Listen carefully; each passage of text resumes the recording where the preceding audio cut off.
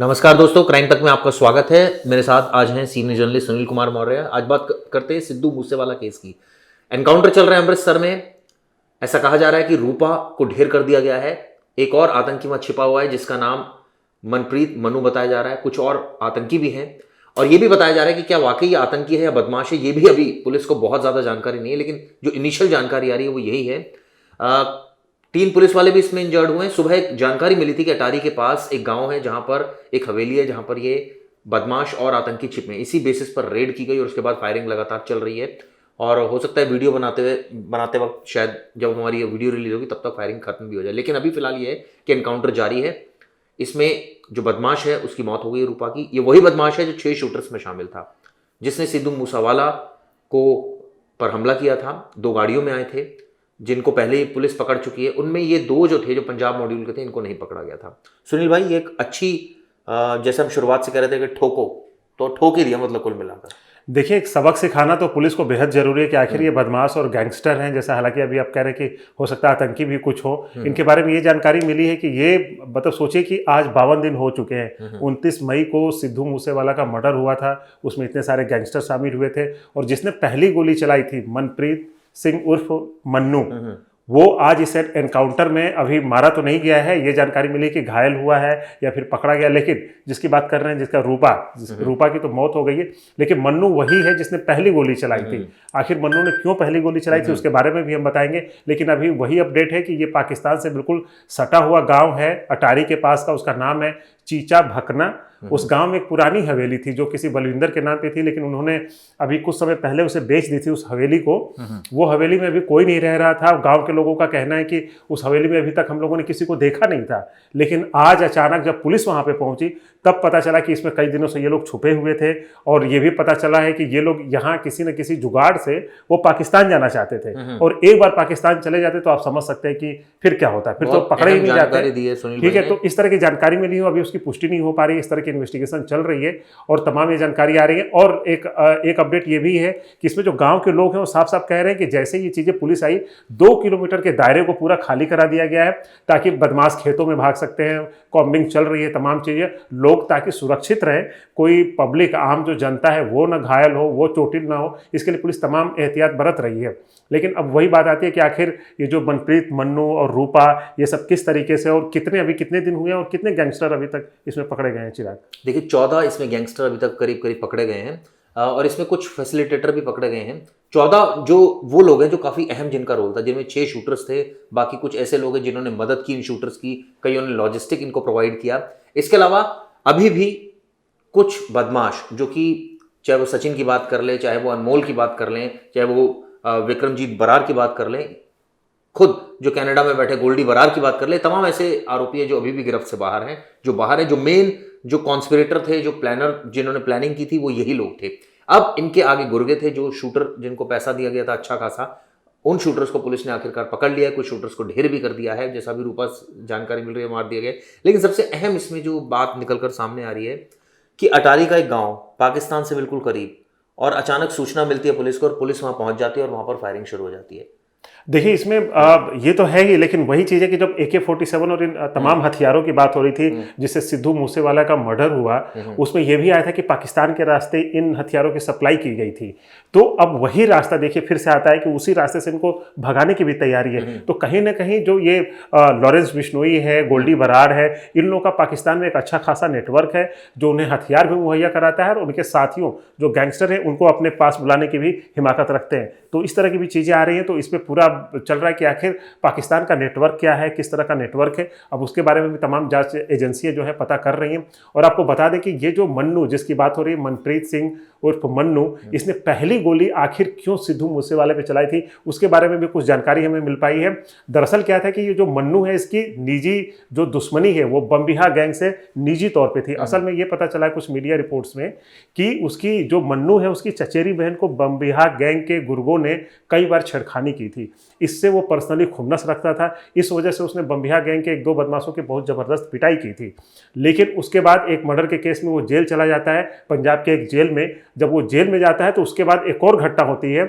उसमें क्या होता है कि बम्बिहा गैंग और पटियाला का कोई एक गैंग है, ये जो गैंगस्टर उसके होते हैं वो क्या करते हैं कि उसकी जूते और चप्पल से मन्नू की पिटाई जेल के अंदर करते हैं। और जेल के अंदर बाकायदा उनके पास फ़ोन होता है जिस पे लेकर हम तमाम कई बार चर्चा कर चुके हैं। उस फ़ोन से उसका वीडियो बनाते हैं और तमाम जो गैंगस्टर्स के ग्रुप है उसमें दिखाते हैं कि देखो मन्नू की हमने कितनी बुरी तरीके से, कितनी जलील करके उसकी हमने पिटाई करी हुई है।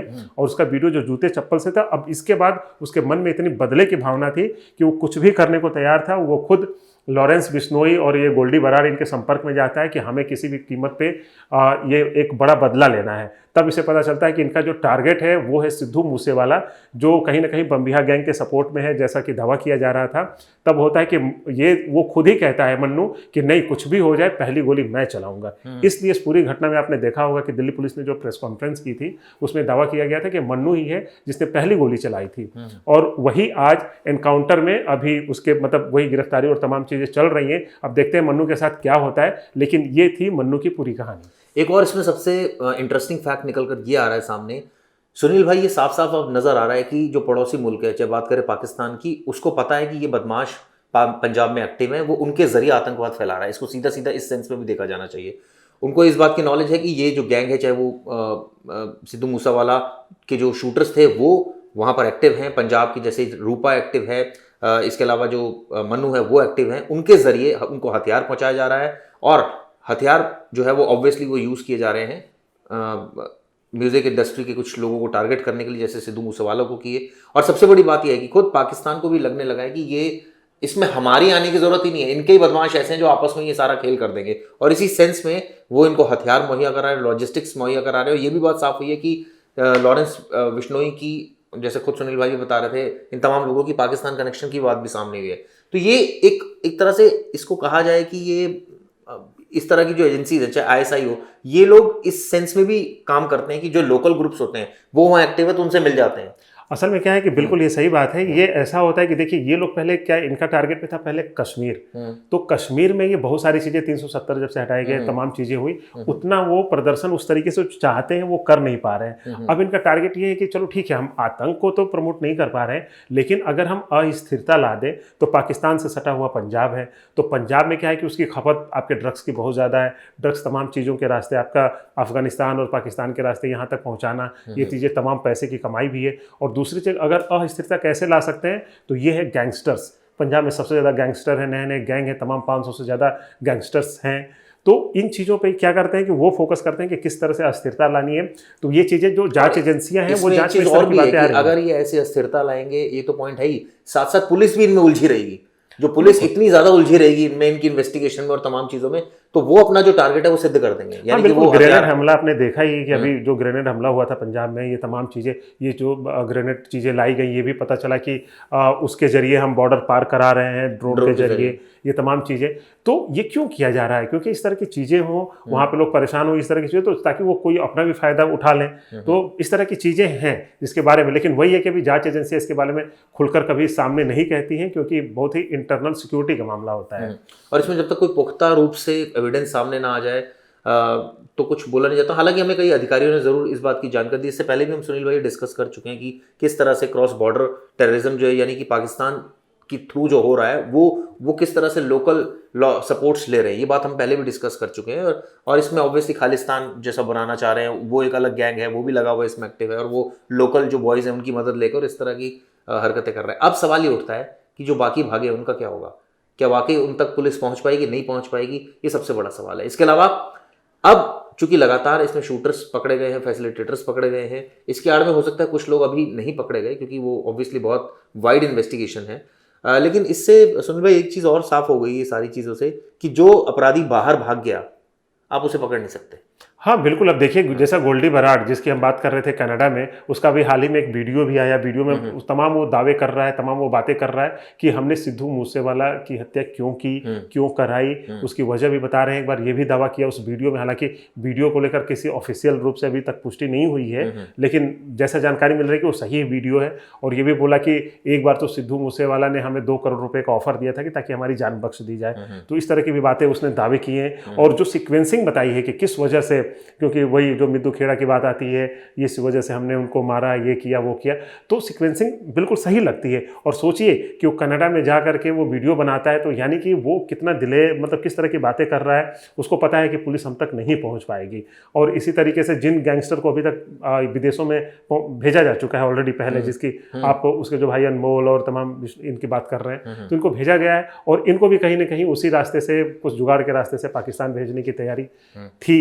तो कहीं ना कहीं यही है कि हमारे जो गैंगस्टर हैं, जो हमारे खास लोग हैं, वो हमारे सेफ रहें, ताकि हम फिर किसी नए टारगेट को चुन सकें। लेकिन ये बहुत विडंबना ये है कि सरकार अपने लेवल पर एक्सट्रेडिशन ट्रीटी भी है कई देशों से, तो लेकिन उसके बावजूद कुछ खास कर नहीं पाती। हमने देखा नीरव मोदी के मामला, विजय माल्या का मामला, इसका ललित मोदी, ये तमाम ऐसे अपराधी हैं जो बाहर देखिए जो असल में क्या है ना चिराग भाई, कि जो रेड कॉर्नर नोटिस होता है वो आमतौर पे लोग जानते हैं कि रेड कॉर्नर नोटिस हो गया तो वहाँ की पुलिस तो उसको जाके दबोच लेगी, मतलब, लेकिन ऐसा है नहीं। कॉर्नर नोटिस में ये होता है कि बस एक वो सूचना हम देते हैं कि मान लें कि कोई विदेश की पुलिस है, तो वो पुलिस को हम इन्फॉर्मेशन देते हैं कि ये हमारा आदमी है जो वांटेड है, इसको आप करें। लेकिन वो बिल्कुल ये नहीं होता है कि वो रेड कॉर्नर नोटिस का मतलब कि वो एक तरह से अरेस्ट वारंट हो और वो कंपलसरी हो कि वहाँ की पुलिस, मान लें जैसे कनाडा में है तो कनाडा की पुलिस के लिए बाध्य नहीं है कि उसे गिरफ्तार करे ही और गिरफ्तार करके भेजे ही, ठीक ना। ये होता है कि सूचनात्मक तौर क्योंकि वो तो कहते हैं भाई हमारे देश में तो इसने कोई ऑफेंस नहीं किया, रह रहा है ये जैसा मर्जी रह रहा है, करेगा तो हम देखेंगे। हाँ, इतना अगर आपकी म्यूचुअल अंडरस्टैंडिंग है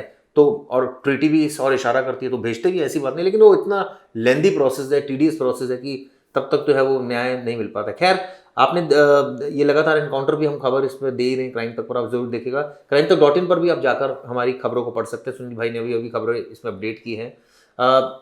ये वीडियो आपको कैसा लगा जरूर बताइएगा, और इसमें किस तरह की आगे इन्वेस्टिगेशन आपको लगता है होनी चाहिए, आपका जो ब्रेन है वो कहता है कि ये एस्पेक्ट रह गए हैं, पुलिस को इस पर भी करना चाहिए, वो भी जरूर बताएगा। हालांकि एजेंसीज लगातार लगी हुई है, चाहे वो दिल्ली पुलिस हो, पंजाब पुलिस हो, तमाम पुलिस लगी हैं, अभी भी इस मामले को क्रैक करने में लगी है। और कोशिश यही है कि इसमें जो सारे आरोपी हैं वो पकड़े जाएं और इसमें आगे जस्टिस मिल सके।